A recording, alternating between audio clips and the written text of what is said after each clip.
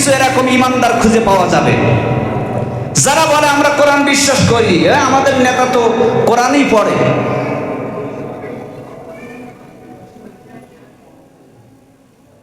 দাড়ি শেষে একেবারে সফাং সফা, সারা জীবন মাথায় টুপি দেখিনি, ভোটের সিজনে দেখা যাচ্ছে অনেকে দাড়ি নেই, তাতে কি হয়েছে, টুপির অভাব নেই। মাঝে মধ্যে এর আগে বলেছিল শরিয়া আইনে আমরা বিশ্বাসী না, আবার এখন বলে মদিনার সনদে দেশ চালাবো, আবার বলে কখনো কোরআন সুন্নাহর বিরোধী, কোরআন সুন্নাহ বিরোধী কোনো আইন আমরা প্রণয়ন করব না। তার মানে এগুলো সব ধোঁকাবাজ। আসসালামু আলাইকুম ওয়া রাহমাতুল্লাহ। আপনারা সবাই কেমন আছেন? বান্দা সুখে থাকুক আর দুঃখে থাকুক, প্রশংসা করবে কার? সমস্যার কৃপণতা না করে আবার বলছি আলহামদুলিল্লাহ। সম্মানিত হাজিরিন, এতক্ষণ আমরা হুজুরের মুখ থেকে অত্যন্ত গুরুত্বপূর্ণ আলোচনা শুনলাম, তাই না? ওনার পরে আমার আলোচনা মানায় না, তারপরেও যেহেতু এসেছি সংক্ষিপ্ত আকারে কিছু কথা বলতে চাই, যদি আপনাদের অনুমতি পাই। থাকবেন সবাই? আলহামদুলিল্লাহ আলহামদুলিল্লাহ নাহমাদুহু ওয়া নাস্তাঈনুহু ওয়া নাস্তাগফিরুহু ওয়া নাউযু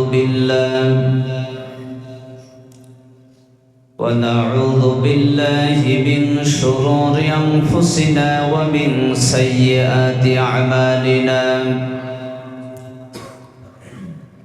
من يهده الله فلا مضل له ومن يضلله فلا هادي له ونشهد أن لا إله إلا الله وحده لا شريك له ونشهد أن سيدنا وحبيبنا ومولانا محمدا عبده ورسوله عليه وسلم। ঐতিহ্যবাহী বাজার গ্রাম পূর্বপাড়া বাইতুন নূর জামে মসজিদ কর্তৃক এবং এলাকাবাসী যারা ইন্তেকাল করেছেন তাদের মাগফিরাত উপলক্ষে বিশেষ করে বাংলাদেশের তরুণ উজ্জ্বল নক্ষত্র শরীফ ওসমান হাদির স্মরণে আজকে পবিত্র এ দোয়া মাহফিলের সম্মানিত সভাপতি, প্রধান অতিথি, বিশেষ অতিথি, আমন্ত্রিত আমন্ত্রিত উলামায়ে কেরাম, বিশেষ করে আমার পূর্বে অত্যন্ত গুরুত্বপূর্ণ আলোচনা পেশ করেছিলেন দক্ষিণবঙ্গের খ্যাতমান আলেমে দ্বীন, হাজারো হাজার আলেমের ওস্তাদ, আগরডালি আবিনিয়া কামিল মাদ্রাসার সম্মানিত হেড মুহাদ্দিস, সাতক্ষীরা 3 আসনের কালীগঞ্জ এবং আশাশুনি এই আসনের বাংলাদেশ জামাতে ইসলামী কর্তৃক মনোনীত আমাদের সকলের প্রিয় ব্যক্তিত্ব, নমিনি প্রার্থী জনাব হাফেজ মাওলানা মুফতি মুহাদ্দিস রবিউল বাশার। আমি কোরআনুল কারীমের 49 নম্বর সূরা, সূরা আল হুজরাত, কোরআনুল কারীমের কত নম্বর সূরা বললাম? সবাই বলেন 49 নম্বর সূরা। সূরার নাম কি বললাম? সূরা আল হুজরাত। তেলাওয়াত করেছি 15 নম্বর আয়াতে কারিমা। আজকের আমার আলোচ্য বিষয় হলো ইমানের দাবিতে সত্যবাদী কারা? আজকের আলোচ্য বিষয় কি?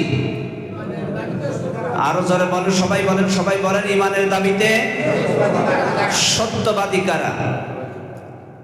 কারণ আমরা এখানে যারা আছি, মা বোনেরা মহিলা প্যান্ডেলে আছে না? এক কথায় নারী এবং পুরুষ আমরা যারা আজকে এই দোয়া মাহফিলে উপস্থিত হয়েছি, আমাদের প্রত্যেককে একদিন না একদিন, ইচ্ছা থাকুক আর নাই থাকুক, মৃত্যুবরণ করা লাগবে। সত্য না মিথ্যা? আজকে সূর্য উদিত হয়েছিল কোন দিক থেকে? পূর্ব দিক থেকে। এর ব্যতিক্রম একদিন ঘটবে। হঠাৎ করে একদিন কিয়ামতের একটি বড় আলামত দেখা দিবে, সূর্য উঠবে পশ্চিম দিগন্ত থেকে। তাহলে এতদিন আমরা দেখে আসছি জীবনের শুরু থেকে এ পর্যন্ত সূর্য ওঠে পূর্ব দিগন্ত থেকে, কিন্তু হঠাৎ করে উঠবে কোন দিক থেকে? এর ব্যতিক্রম ঘটবে কিনা? কিন্তু আপনি আমি জীবন নিয়ে পৃথিবীতে এসেছি, মৃত্যুবরণ করা যে লাগবে, এর ব্যতিক্রম কি ঘটবে? প্রত্যেককে মৃত্যুবরণ করা লাগবে। আর মৃত্যুর পরে আমাদের প্রত্যেকের একটা গন্তব্যস্থল আছে, সেই জায়গার নাম কি? প্রত্যেকে আমরা আশা করি কোথায় যাব? জান্নাতে যাব। কোথায় যাব? কবরে তো ইচ্ছায়, আমাদের ইচ্ছা থাকুক আর নাই থাকুক, কবরে দেবে। যদি মাটির কবরে না দিতে পারে, যদি বাঘে খায়, বাঘের পেট আপনার আমার জন্য কবর। মাটির নিচে যদি আপনি আমি ডুবে যাই, আমার লাশটা ডুবে যায়, তাহলে ওই সাগর অথবা নদী অথবা পুষ্করিণীর পানির নিচে ওটা হবে আপনার আমার কবর। কবরে তো যাওয়াই লাগবে। তবে আপনি আমি মৃত্যুবরণ করার পরে অনন্তকালের একটা জীবন পাবো। সেই জীবনটা কাটাতে চাই যে জায়গায়, সেই জায়গার নাম কি? জান্নাত। অন্য ধর্মাবলম্বী ভাই বোনদের কাছে আমরা যদি জিজ্ঞাসা করি যে আপনারা মরার পরে কোথায় যেতে চান, তারা বলবে আমরা স্বর্গে যেতে চাই। তো আমরা এখানে যারা আছি সবাই মৃত্যুর পরে কোথায় যেতে চাই? এর দ্বিমত পোষণ কি কেউ করবে? আমি আপনাদের কাছে জানতে চাই, যারা জান্নাতে যাবে তাদের কয়টা মাথা থাকবে? জবাব দিতে পারলেন না, কিন্তু কয়টা মাথা থাকবে? একটা। যারা জান্নাতি তাদের কয়টা মাথা? একটা মাথা। যারা জাহান্নামী হবে তাদের কয়টা মাথা? যারা জান্নাতে যাবে তাদের কয়টা হাত? যারা জাহান্নামে যাবে তাদের কয়টা হাত? এক কথায় মানুষ যার নাম মানুষ, এর মধ্য থেকে দুইটি দলে বিভক্ত হবে। একটা হবে হিজবুল্লাহ, আল্লাহর দল, আর একটা হবে হিজবুশ শিমান, হিজবুশ শাইতান, শয়তানের দল। আসহাবুল ইয়ামিন ওয়া আসহাবুশ শিমাল, একটা হবে ডাইনপন্থী আর একটা হবে বামপন্থী। এক দল যাবে জান্নাতে আর এক দল যাবে জাহান্নামে। তবে আসহাবুল ইয়ামিন ওয়া আসহাবুশ শিমাল, যারা ডাইনপন্থী হবে, ডাইনপন্থীদের নেতা হবে নবী রাসূলগণ। সুবহানাল্লাহ বলবেন না? আর বামপন্থী যারা হবে তাদের নেতা হবে শয়তান। সম্মানিত একান্ত আপনজনের আবার, তাহলে আমরা এখানে যারা আছি সবাই মৃত্যুর পরে কোথায় যেতে চাই? জান্নাতে যেতে চাই। জান্নাতে যদি যেতে চাই, জান্নাতে যাওয়ার প্রথম শর্ত হলো ঈমান। ঈমান ব্যতীত কোন ব্যক্তি জান্নাতে প্রবেশ করতে পারবে না। প্রত্যেককে জান্নাতে যেতে হলে আপনাকে আমাকে নির্ভেজাল ঈমানদার হওয়া লাগবে। কথা ঠিক কিনা? সম্মানিত একান্ত আপনজনের আবার, যদি নির্ভেজাল ঈমানদার না হতে পারি, তাহলে আপনার আমার নেক আমলের কোনো মূল্য নেই, এটা মূল্যহীন হয়ে যাবে। আমি আমার আলোচনায় বেশিরভাগ ঈমানের ব্যাপারে কথা বলে থাকি। কারণ হলো, বয়স কম হলেও আল্লাহ সুবহানাহু ওয়া তাআলা তার ছোট্ট গোলামকে বাংলাদেশের বিভিন্ন জেলায় ঘুরিয়েছেন, ভারতেও আল্লাহ তাআলা নিয়েছেন। আমি গভীরভাবে পর্যবেক্ষণ করে দেখেছি মানুষের মধ্যে ঈমানের খুবই অভাব। সম্মানিত একান্ত আপনজনের আবার, একটা উদাহরণ দিয়ে আমি আমার মূল আলোচনায় চলে যেতে চাই। উদাহরণটি হলো ইমানের সংখ্যা 1। ইমানের সংখ্যা কত? 1। যদি 1 না দিয়ে, অর্থাৎ আমার যদি ঈমান না থাকে, যদি নেক আমল করতে থাকি, আরো বুঝবো। মনে করেন আমরা একটা সংখ্যা বসালাম, সংখ্যাটি 1। 1 সংখ্যা বসিয়ে দিলাম। 1 সংখ্যা বসিয়ে দেওয়ার পরে ডাইন দিকে যত শূন্য দেব, 1-এর মর্যাদা বাড়বে না কমবে? সম্মান বাড়বে না কমবে? বাড়বে। একক, দশক, শতক, সহস্র, অযুত, লক্ষ, নিযুত, কোটি এভাবে করে বৃদ্ধি পেতে থাকবে। কিন্তু 1 দিলাম না, শূন্য দিতে দিতে খাতা একেবারে শেষ করে ফেলালাম, শূন্য দিয়ে ভরে গেল। ওই শূন্যর দাম আছে? সুতরাং এখান থেকে আমাদেরকে বুঝতে হবে, যদি ঈমান না থাকে, যত নেক আমল আপনি আমি করি না কেন, হায়াত যদি পাই কিয়ামত পর্যন্ত, নামাজ পড়তে পড়তে, রুকু সিজদা দিতে দিতে যদি বর্ষির মতো কুঁজো হয়ে যায়, ঈমান যদি না থাকে, ওই নামাজ আল্লাহর দরবারে পৌঁছাবে না। হায়াত পেলাম, পবিত্র মাহে রমাদানের আগমন ঘটবে, রোজা পালন করব, সুন্নাহ রোজা রাখবো, নফল রাখবো, এভাবে করে রোজা রাখতে রাখতে চুলের মতো যদি চিকনো হয়ে যায়, যদি 1 ঈমান না বসাতে পারি, ঈমান যদি না থাকে, ওই রোজার মূল্য আছে? দান সদকা করলাম, মসজিদ মাদ্রাসা নির্মাণ করলাম, ঈমান নাই, ওই দান সদকা মসজিদ মাদ্রাসা নির্মাণে কোনো সওয়াব পাওয়া যাবে না। সুতরাং আপনাকে আমাকে নির্ভেজাল ঈমানদার হতে হবে। কিন্তু দুঃখজনক, আজকে আমরা একজন অপরজনকে কাফের বলে ফতোয়া দিচ্ছি। নিজের দিকে তাকিয়ে দেখছি না যে আমার ঈমান আছে কিনা, আমি কাফের হয়ে যাচ্ছি না তো, এটা আমার খেয়াল নাই। কাদিয়ানি যারা কোরআনুল কারীমের 4টি হরফ, 4টি অক্ষর তারা অস্বীকার করে, সেই অক্ষরগুলো কয় কি কি?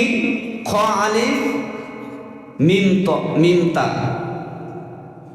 রাসূল কারীম সাল্লাল্লাহু আলাইহি ওয়াসাল্লামকে নবী হিসাবে মানে, কিন্তু শেষ নবী তারা মানে না। তা সকল শ্রেণীর আলেম, সমস্ত মুসলিম জাতি, তাদেরকে সরকারিভাবে কাফের ঘোষণা দিতে হবে।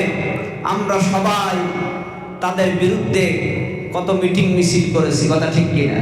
কিন্তু নিজেদের অজান্তে অথবা জেনে শুনে আমরা ডজন আয়াতে কারিমা নিজেরাই অস্বীকার করছি, এদিকে আমাদের খেয়াল নাই। কোরআনুল কারীমের ঈমান হারানোর জন্য, ঈমান নষ্ট হওয়ার জন্য কোরআনুল কারীমের 4টি হরফ, 4টি অক্ষর অস্বীকার করা লাগবে না। কোন ব্যক্তি যদি একটা অক্ষর, একটি হরফ যদি অস্বীকার করে, সে কাফের হয়ে যায়। সম্মানিত একান্ত আপনজনেরা আমার,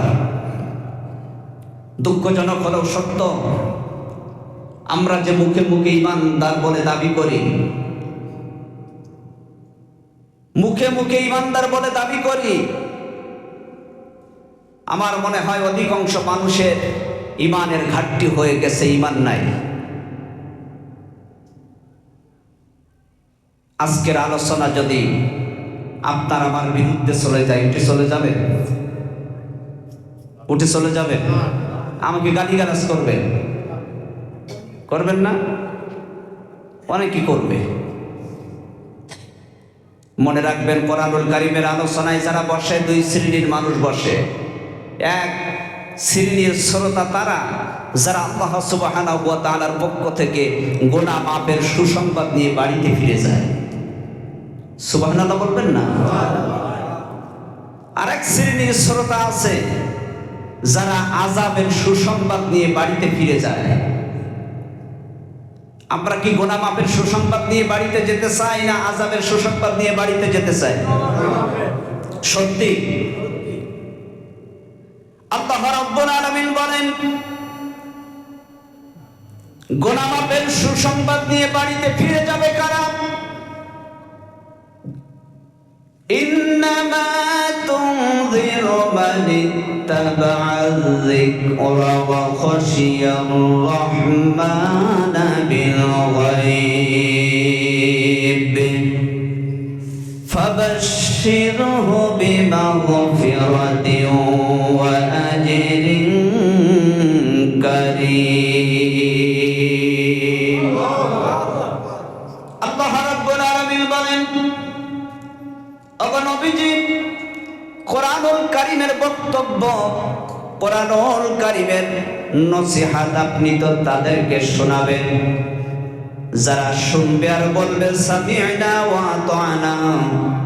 কোরআনের বক্তব্য শুনলাম এবং কোরআনের বক্তৃতার কাছে আমরা মাথা নত করে দিলাম। ওয়া খাশিয়ার রাহমানা বিল গায়ব, আর যদি তারা তাদের রবকে না দেখে তাদের রবকে ভয় করে জীবন যাপন করতে পারে, আমি আল্লাহ রাব্বুল আলামিন ওয়াদাবদ্ধ হয়ে গেলাম, প্রতিশ্রুতিবদ্ধ হয়ে গেলাম, ফাবাশশিরহু বিমাগফিরা, আমার বান্দাদের জীবনের সমস্ত গুনাহগুলো আমি আল্লাহ তাআলা মাফ করে দেব।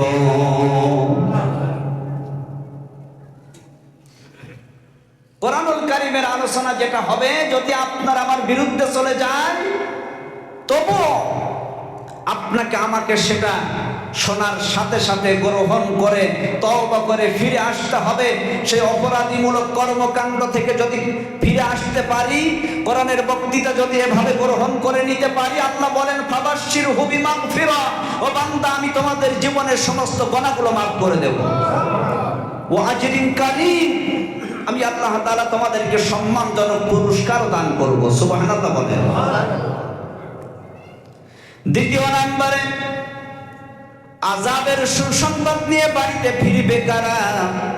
আমার আল্লাহ রাব্বুল আলামিন সূরা আল-লুকমানের মধ্যে বলেছেন, ওয়া ইযা তুতলা আলাইহি আয়াতুনা ওয়াল্লা মুস্তাকবিরান কাআন লাম ইয়াসমা'হা কাআন্না ফি উযুনাইহি ওয়াকরা ফাবাশশিরহু বিআযাবিন